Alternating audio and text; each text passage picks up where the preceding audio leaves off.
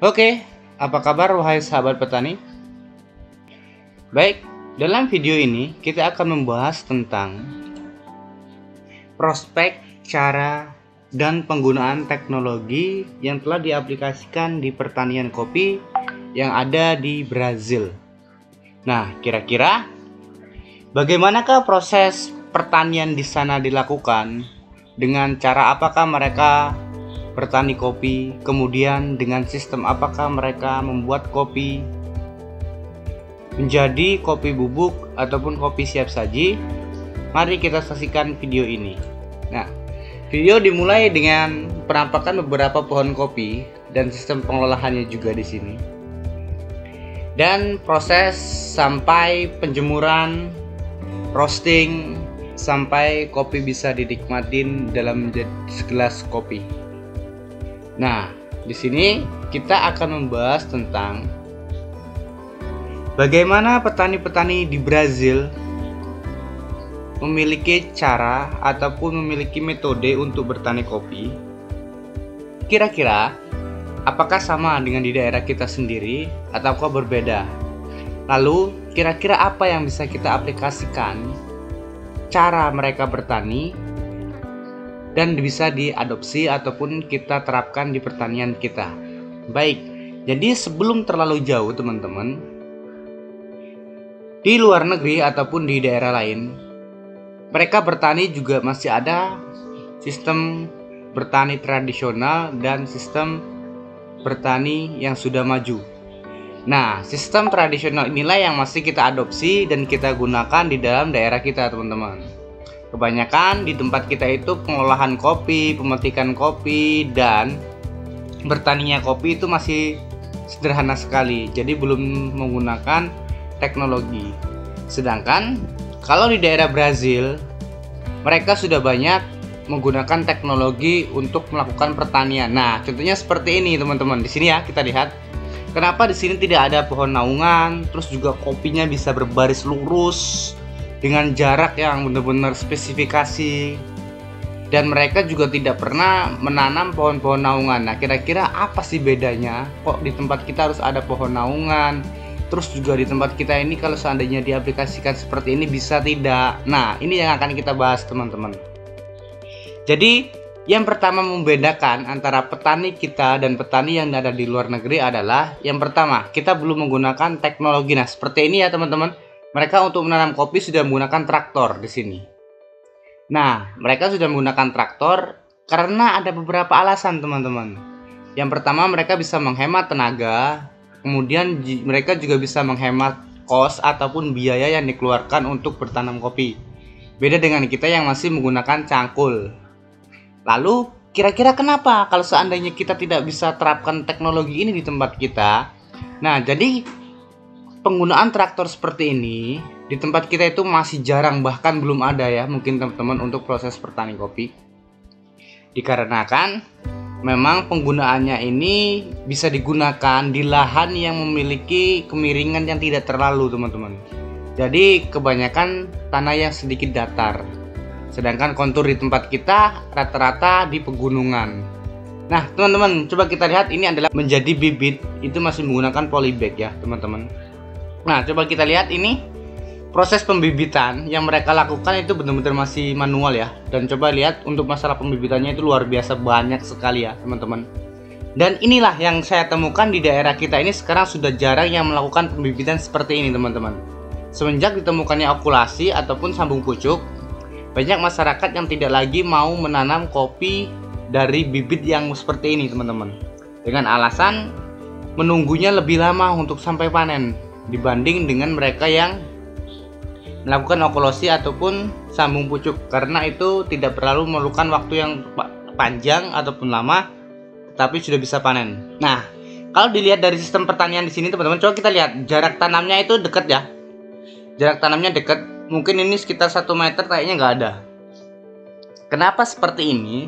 Kenapa tidak bisa aplikasi ini diaplikasikan ke proses pertanian di tempat kita? Nah, jadi gini teman-teman. Kalau seandainya di tempat kita tanam kopi ini dengan jarak yang begitu dekat, nah, itu akan menjadi faktor sangkupnya kopi.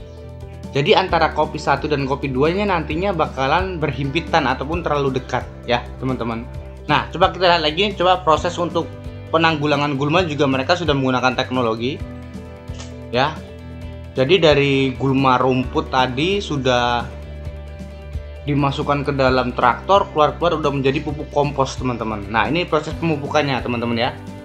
Kita lihat dia juga melakukan proses pemupukan. Tapi lihat di sini teman-teman, di luar negeri, di Filipina, di Thailand ataupun di Brazil itu dia sudah menggunakan pupuk organik. Nah dan ini ada Tosca ya, NPK sama juga. Mereka juga menggunakan itu, tapi kebanyakannya pupuknya digunakan adalah yang organik. Nah sistem teknologi itu memang benar-benar membantu petani untuk lebih mempermudah pekerjaan, menghemat waktu, serta menghemat biaya pengeluaran, teman-teman. Nah, coba kita lihat di sini ada proses pengapuran. Ini untuk pengembalian tanah yang sudah memiliki fungsi yang kurang bagus, makanya dilakukan pengapuran, teman-teman. Ya, kalau kita lihat di sini, jadi semuanya hampir dilakukan menggunakan teknologi pertanian. Nah, tapi tadi saya sudah sebutkan kepada teman-teman semuanya, kalau teknologi seperti ini belum bisa kita aplikasikan di tempat kita, teman-teman. Dikarenakan satu, memang kontur tanah di tempat kita rata-rata perbukitan, mempunyai kemiringan yang begitu miring, sehingga teknologi seperti ini belum bisa kita aplikasikan.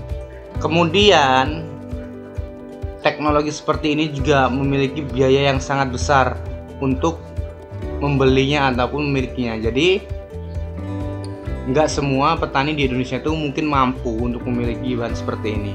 Nah, coba kita lihat juga teman-teman, di sini ada proses pemangkasan juga. Kalau kita lihat di sini juga, di sana juga melakukan pemangkasan, pemilihan ranting yang produktif untuk berbuah. Ya, ini kita lihat kopinya. Sebenarnya kalau dibandingkan dengan kopi di tempat kita, kopi tempat kita itu tidak tertinggal jauh teman-teman, karena kita juga mempunyai prospek yang sangat bagus untuk bertani kopi. Jadi kopi di tempat kita itu juga luar biasa bagusnya. Namun di tempat kita ini masih tertinggal proses pengelolaan kopi. Itu teman-teman yang harus petani kopi itu miliki adalah pemahaman tentang proses pengelolaan kopi, proses pematikan kopi, terus proses juga pemeliharaannya, proses termasuk pemilihan ranting yang produktif, itu benar-benar harus dipelajari teman-teman. Namun hal seperti itu sebenarnya bisa berjalan, bisa dipelajari sambil kita melakukan perawatan kopi. Coba kita lihat di sini teman-teman, kopinya seperti ini ya. Jadi merah semua. Dan coba kita lihat, itu dompolan kopinya juga tidak terlalu besar ya, beda dengan di tempat kita. Nah, ini penggunaan teknologi lagi untuk pemanenan kopi. Nah, jadi dengan faktor jarak tanam tadi yang dekat, ini akan memudahkan teknologi teman-teman. Nah, coba kita lihat di sini. Pemetikannya juga tidak bisa diatur dengan pemetikan petik merah semuanya seperti itu ya. Pemetikan merah itu bisa dilakukan hanya dengan proses manual menggunakan tenaga manusia. Sedangkan ini dilakukan dengan teknologi. Coba kita lihat. Berarti pemetikan di sini juga masih campur antara merah, hijau, dan kuning ya teman-teman. Tapi dikarenakan sudah menggunakan teknologi, jadinya akan seperti ini. Nah, ini rahasianya teman-teman. Kenapa di daerah Brazil, Filipina, ataupun di daerah luar itu kopi itu dia tuh melakukan pembibitan lagi dari awal. Nah, jadi seperti ini. Penggunaan teknologi itu juga tidak membuat kopi itu tahan lama. Beda dengan tempat kita ya teman-teman. Kalau di tempat kita masih menggunakan proses manual, jadi kopi itu bisa bertahan lama sekali pemanenan. Tapi kalau di sini dengan penggunaan teknologi ini akan sedikit mengurangi daya tahan kebun kopi itu menjadi lama teman-teman. Jadi mungkin usia kopi di sini tidak akan terlalu lama, kemudian dibongkar, kemudian ditanam lagi dari awal. Jadi mereka prospeknya seperti itu teman-teman. Nah, ini proses pemanenan yang manual ya teman-teman. Kalau dilihat sampai proses pengolahannya juga sampai menjadi green bean, sampai di roasting menjadi seperti ini teman-teman. Lalu kira-kira nih akan timbul pertanyaan, seandainya teknologi ataupun cara mereka bertani bisa nggak sih kita aplikasikan ke tempat kita?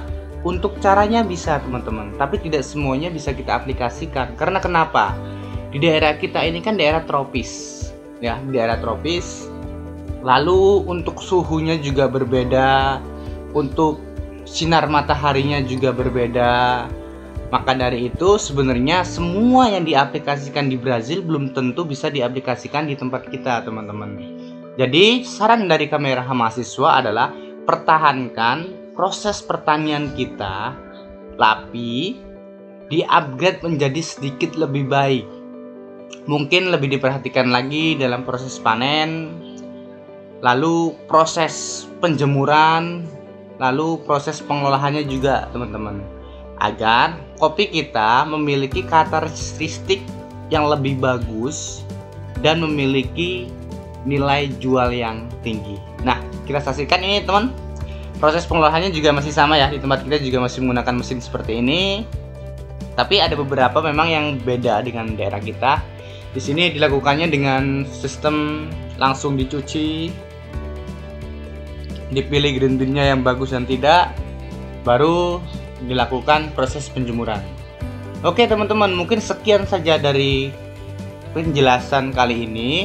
Jadi semoga dengan penjelasan ini teman-teman juga bisa memahami dan bisa menelaah antara perbedaan antara cara bertani di daerah Brazil, Filipina ataupun di negara-negara luar yang tidak bisa diaplikasikan di tempat kita karena perbedaan tadi ya teman-teman. Daerah kita daerah tropis, juga kemiringan kita juga luar biasa, cahaya sinar matahari di tempat kita juga lebih banyak, musim hujan di tempat kita juga lebih besar, beda dibandingkan dengan negara-negara luar. Oke teman-teman, terima kasih sudah menyaksikan video ini.